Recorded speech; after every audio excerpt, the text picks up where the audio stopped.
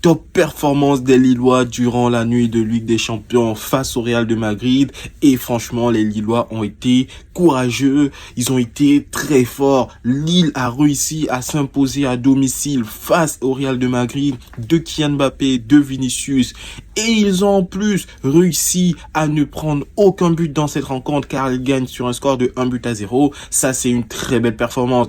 Quand il faut parler de ce genre d'équipe qui, avec des effectifs plutôt modestes, réussissent à faire de telles performances en Ligue des Champions, c'est à saluer. Il faut aussi saluer Pep Genesio, Bruno Genesio, l'entraîneur de Lille, qui dans son palmarès a réussi à plusieurs reprises à gagner face à de top coachs tels que Pep Guardiola, Carlo Ancelotti et j'en passe. Ça, c'est un entraîneur que l'on doit saluer. Lucas Chevalier, le gardien de but de Lille, qui a fait une très belle performance. Les gardiens de but des équipes françaises, à l'exception de Donnarumma, ont été très performants dans cette dans cette campagne de Ligue des Champions. Ça, c'est à saluer. Jonathan Davis, top performance. Benjamin André, top performance. Franchement, Lille a fait une belle performance.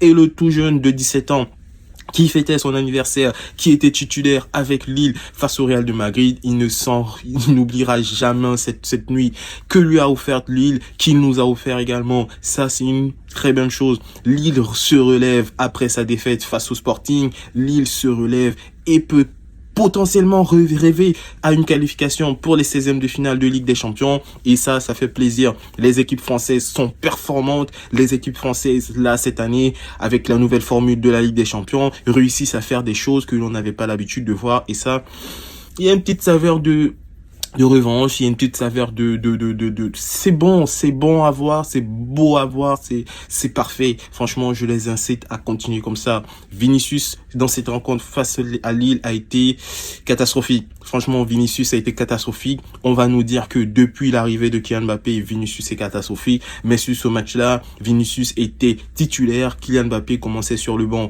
En première mi-temps, ça a été un désastre. Franchement, on ne retrouve plus le Vinicius qu'on a connu.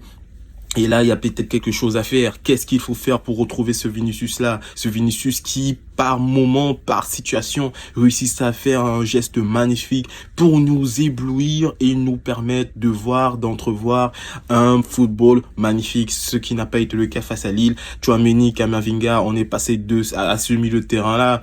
Alors qu'à l'ancienne, on avait du Toni Kroos, Modric, Casemiro. Si vous vous en souvenez, vous n'êtes que nostalgique de cette équipe. Franchement, en tout cas, top performance de Lille qui prend 3 points, qui se classe à la 14e position de cette Ligue des Champions et actuellement est qualifié pour les 16e de finale. Pep Genesio, top performance. Lucas Chevalier, en espérant le voir dans la liste de Didier Deschamps car il le mérite.